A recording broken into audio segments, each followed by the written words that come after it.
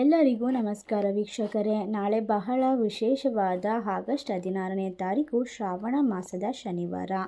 ನಾಳೆಯ ಒಂದು ಶನಿವಾರ ಶ್ರೀಕೃಷ್ಣ ಜನ್ಮಾಷ್ಟಮಿ ಇರುವುದರಿಂದ ಈ ರಾಶಿಯಲ್ಲಿರ್ತಕ್ಕಂತಹ ವ್ಯಕ್ತಿಗಳಿಗೆ ಅದೃಷ್ಟವೋ ಅದೃಷ್ಟ. ಸಂಪೂರ್ಣವಾಗಿ ದೇವರ ಅನುಗ್ರಹ ಆಶೀರ್ವಾದ ದೊರೆಯುತ್ತದೆ. ಜೊತೆಗೆ ಈ ರಾಶಿಯವರು ಮಾಡುವಂತಹ ಕೆಲಸದಲ್ಲಿ ವಿಪರೀತವಾದ ಲಾಭವನ್ನು ಕಂಡುಕೊಳ್ಳುತ್ತಾರೆ. ಇವರ ಅದೃಷ್ಟದ ಬಾಗಿಲು ತೆರೆದುಕೊಳ್ಳುವ ಸಾಧ್ಯತೆ ಇರುವುದರಿಂದ ಎಲ್ಲ ರೀತಿಯ ಕಷ್ಟಗಳೆಲ್ಲ ದೂರವಾಗುತ್ತೆ. ಜ್ಯೋತಿಷ ಶಾಸ್ತ್ರದ ಪ್ರಕಾರ ಈ ಒಂದು ಆಗಸ್ಟ್ 16 ಬಹಳ ವಿಶೇಷವಾದ ದಿನವಾಗಿದ್ದು, ಶ್ರೀಕೃಷ್ಣ ಜನ್ಮಾಷ್ಟಮಿಯನ್ನು ಹಿಂದೂ ಸಂಪ್ರದಾಯದಲ್ಲಿ ವಿಶೇಷವಾಗಿ ಆಚರಿಸಲಾಗುತ್ತದೆ. ಶ್ರೀಕೃಷ್ಣನು ವಿಶೇಷವಾಗಿ ಎಲ್ಲರ ಬದುಕಿಗೆ ದಾರಿದೀಪವಾಗುವಂತಹ ಕೆಲವೊಂದಿಷ್ಟು ವಿಶೇಷ ಮಾರ್ಗದರ್ಶನವನ್ನು ನೀಡುವಂತಹ ಶಕ್ತಿಯನ್ನು ಜಗತ್ತಿಗೆಲ್ಲ ನೀಡಿದ್ದಾರೆ. ಇದಕ್ಕಾಗಿ ಇವರಿಗೆ ವಿಶೇಷವಾದ ಪೂಜೆ ಪುನಸ್ಕಾರಗಳ ಮೂಲಕ ಯಾರಿಗೆಲ್ಲ ಮಕ್ಕಳಿಲ್ಲವೋ ಅಂತಹ ದಂಪತಿಗಳು ಕೃಷ್ಣನಿಗೆ ಪೂಜೆಯನ್ನು ಸಲ್ಲಿಸುವ ಮೂಲಕ ಈ ಒಂದು ವಿಶೇಷವಾಗಿ ಕೃಷ್ಣ ಜನ್ಮಾಷ್ಟಮಿಯನ್ನು ಆಚರಿಸಬಹುದು. ಮನೆಯಲ್ಲಿ ವಿಶೇಷವಾದ ಶಕ್ತಿ ಚೈತನ್ಯ ಎಲ್ಲವೂ ಕೂಡ ಈ ಒಂದು ಹಬ್ಬದ ದಿನದಿಂದ ನೀವು ಮಾಡುವಂತಹ ಪೂಜೆ ಪುನಸ್ಕಾರ ಅನುಷ್ಠಾನಗಳ ಮೂಲಕ ಎಲ್ಲವೂ ಕೂಡ ದುಪ್ಪಟ್ಟಾಗುತ್ತದೆ. ಅದೃಷ್ಟ ದುಪ್ಪಟ್ಟಾಗುತ್ತದೆ. ಮಾಡುವಂತಹ ಕೆಲಸದಲ್ಲಿ ವಿಪರೀತವಾದ ಲಾಭವನ್ನು ಕಂಡುಕೊಳ್ಳುತ್ತೀರಾ. ಹಾಗಾದರೆ ಯಾವ ರಾಶಿಯವರು ಹೆಚ್ಚಿನ ಒಂದು ಅದೃಷ್ಟವಂತರು, ಯಾವೆಲ್ಲ ರೀತಿಯ ಲಾಭವನ್ನು ಕಂಡುಕೊಳ್ಳುತ್ತಾರೆ ಎಂಬ ವಿಶೇಷವಾದ ಮಾಹಿತಿಯನ್ನು ನೋಡ್ತಾ ಹೋಗೋಣ.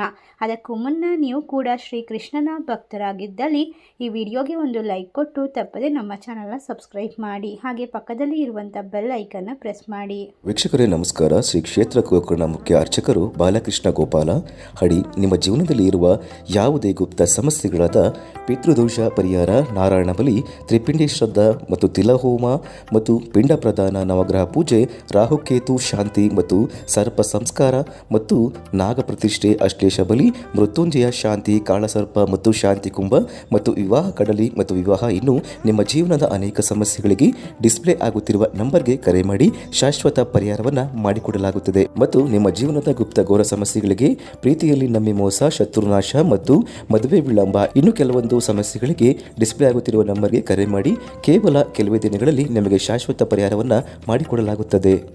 ಹೌದು, ಈ ಒಂದು ಕೃಷ್ಣ ಜನ್ಮಾಷ್ಟಮಿಯು ಶ್ರೀಕೃಷ್ಣನನ್ನು ಪೂಜಿಸುವಂಥ ಹಬ್ಬವಾಗಿದೆ. ಈ ದಿನದಂದು ಕೃಷ್ಣನ ಬಾಲರೂಪವನ್ನು ಅಂದರೆ ಬಾಲಗೋಪಾಲನನ್ನು ಪೂಜಿಸಲಾಗುತ್ತದೆ.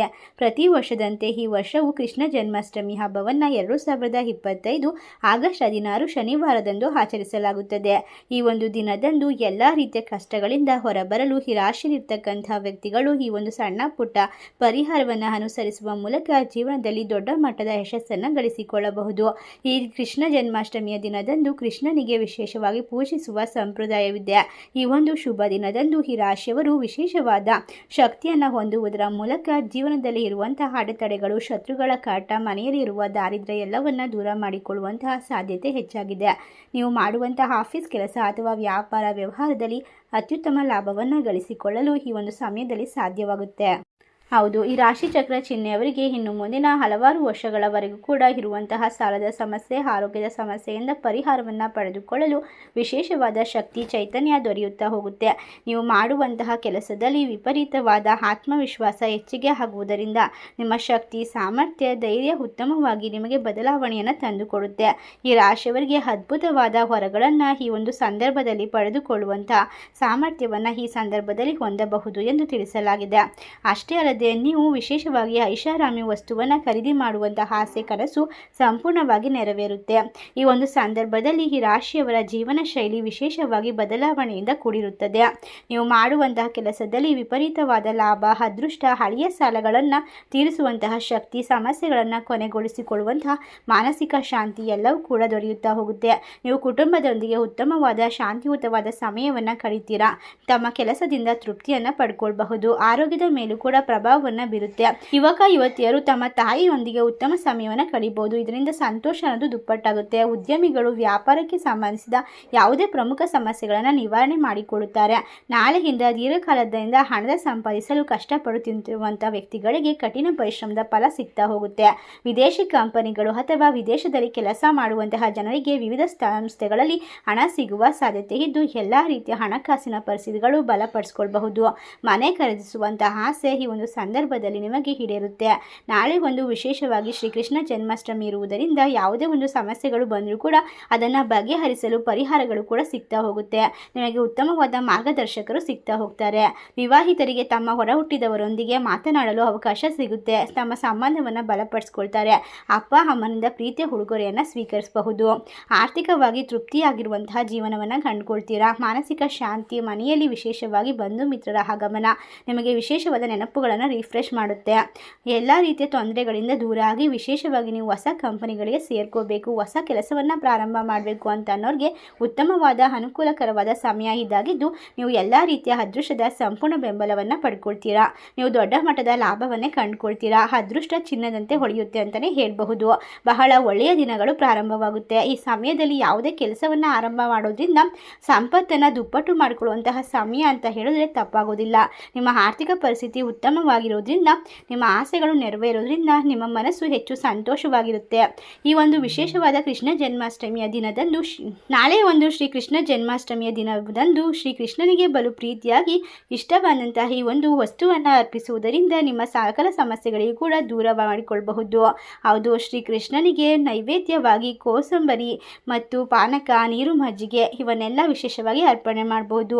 ನಾಳೆ ಒಂದು ವಿಶೇಷವಾದ ಶ್ರೀಕೃಷ್ಣ ಜನ್ಮಾಷ್ಟಮಿಯ ದಿನ ಅವಲಕ್ಕಿಯಿಂದ ಮಾಡಿದಂತಹ ಶ್ರೀಕೃಷ್ಣನಿಗೆ ಅರ್ಪಿಸುವುದರಿಂದ ಶ್ರೀಕೃಷ್ಣನಿಗೆ ಅವಲಕ್ಕಿ ತುಂಬ ಪ್ರಿಯವಾದ ಖಾದ್ಯವಾದ್ದರಿಂದ ಅವಲಕ್ಕಿ ಅಥವಾ ಪಾಯಸ, ಬರ್ಫಿ ಮುಂತಾದಂಥವನ್ನು ಶ್ರೀಕೃಷ್ಣನಿಗೆ ಅರ್ಪಿಸುವುದರಿಂದ ನಿಮ್ಮ ಆಸೆಗಳು ಬಹುಬೇಗ ಈಡೇರುತ್ತದೆ. ನಿಮ್ಮ ಮನೆಯಲ್ಲಿ ಸಿಹಿ ಸುದ್ದಿ ಕೇಳಿ ಬರುತ್ತೆ ಅಂತ ಹೇಳಲಾಗುತ್ತದೆ. ಶ್ರೀಕೃಷ್ಣ ಜನ್ಮಾಷ್ಟಮಿ ಹಬ್ಬದ ದಿನದಂದು ಕೃಷ್ಣನನ್ನು ಪೂಜಿಸಿ ಆತನಿಗೆ ಪಂಚಾಮೃತ ನೈವೇದ್ಯವಾಗಿ ಅರ್ಪಿಸಬಹುದು. ಕೃಷ್ಣನು ಪಂಚಾಮೃತವನ್ನು ಕೂಡ ಇಷ್ಟಪಡ್ತಾನೆ. ಪಂಚಾಮೃತ ಮೊಸರು, ಹಾಲು ಹಾಗೂ 5 ವಿಧದ ಹಣ್ಣುಗಳು ಮತ್ತು ಒಣ ಹಣ್ಣುಗಳು, ಜೇನುತುಪ್ಪ, ಬೆಲ್ಲ ಹಾಗೂ ಗಂಗಾಜಲವನ್ನು ಬೇಯಿಸಿ ತಯಾರಿಸಿದರೆ ಈ ಪಂಚಾಮೃತವನ್ನು ಕೃಷ್ಣನಿಗೆ ಅರ್ಪಿಸಿದರೆ ಕೃಷ್ಣ ನಿಮಗೆ ಬೇಗನೆ ಹೊಲಿಯುತ್ತಾನೆ. ಅಷ್ಟೇ ಅಲ್ಲದೆ ತಪ್ಪದೆ ತುಳಸಿ ದಳಗಳನ್ನು ಇಟ್ಟು ನೈವೇದ್ಯವನ್ನು ಮಾಡಬೇಕು. ಶ್ರೀಕೃಷ್ಣನಿಗೆ ಇವೆಲ್ಲ ವಸ್ತುಗಳು ಬಹಳ ಪ್ರಿಯವಾಗಿರುತ್ತದೆ. ಹೌದು, ಶ್ರೀಕೃಷ್ಣ ಜನ್ಮಾಷ್ಟಮಿ ಹಬ್ಬ ದಿನದಂದು ಶ್ರೀಕೃಷ್ಣನಿಗೆ ನಿಮಗೆ ಯಾವುದೇ ಒಂದು ವಸ್ತುವನ್ನು ನೈವೇದ್ಯ ಮಾಡಲು ಸಾಧ್ಯವಿಲ್ಲವೆಂದರೆ ಅದುವೇ ಬೆಣ್ಣೆ ಮತ್ತು ಕಲ್ಲು ಸಕ್ಕರೆಯನ್ನು ಅರ್ಪಿಸಿದರೆ ಸಾಕು. ಕೃಷ್ಣ ನಿಮ್ಮ ಪ್ರೀತಿಗೆ ಹೊಲಿಯುತ್ತಾನೆ. ಶ್ರೀಕೃಷ್ಣನಿಗೆ ಅತ್ಯಂತ ಪ್ರಿಯವಾದ ಖಾದ್ಯ ಅಂದರೆ ಬೆಣ್ಣೆ ಮತ್ತು ಕಲ್ಲು ಸಕ್ಕರೆ. ಶ್ರೀಕೃಷ್ಣ ಪುಟ್ಟ ಮಗುವಿದ್ದಾಗ ಅವನು ತನ್ನ ತಾಯಿಗೆ ತಿಳಿಯದಂತೆ ಆಗಾಗ್ಗೆ ಬೆಣ್ಣೆಯನ್ನು ಕದಿಯಲು ಪ್ರಯತ್ನಿಸುತ್ತಿದ್ದ ಸನ್ನಿವೇಶಗಳು ನಾವು ಅನೇಕ ಕಥೆಗಳಲ್ಲಿ ಓದಿರಬಹುದು. ಕೃಷ್ಣನನ್ನ ಬೆಣ್ಣೆ ಕಳ್ಳ ಎಂದು ಕರೆಯಲಾಗುತ್ತೆ. ಕೃಷ್ಣನಿಗೆ ಬೆಣ್ಣೆಯನ್ನು ಇಟ್ಟು ಪೂಜಿಸುವುದರಿಂದ ನಿಮ್ಮ ಆಸೆ ಆಕಾಂಕ್ಷೆಗಳು ಆದಷ್ಟು ಬೇಗ ಈಡೇರುತ್ತೆ ಅಂತ ಹೇಳಲಾಗುತ್ತೆ. ಈ ಒಂದು ವಿಶೇಷವಾದ ದಿನದಂದು ನಿಮ್ಮ ಕೈಲಾದಷ್ಟು ಬಡವರಿಗೆ ಸಹಾಯ ಮಾಡಿ, ಅನ್ನದಾನವನ್ನು ಮಾಡಿ, ಸಿಹಿಯನ್ನು ಹಂಚಿ. ಇದರಿಂದ ನಿಮಗೆ ಬರುವಂತಹ ಕರ್ಮಗಳು, ಕಾರ್ಪಣ್ಯಗಳು, ಪಾಪಗಳು ದೂರವಾಗುತ್ತದೆ. ಈ ಒಂದು ವಿಶೇಷವಾದ ಮಾಹಿತಿ ನಿಮಗೆಲ್ಲ ಇಷ್ಟವಾಗಿದ್ದರೆ ಓಂ ಶ್ರೀ ಕೃಷ್ಣಾಯ ನಮಃ, ಓಂ ವಾಸುದೇವಾಯ ನಮಃ ಅಂತ ಕಮೆಂಟ್ ಮಾಡಿ. ತಪ್ಪದೆ ನಮ್ಮ ಚಾನಲ್ಗೆ ಸಬ್ಸ್ಕ್ರೈಬ್ ಮಾಡಿ. ಧನ್ಯವಾದಗಳು.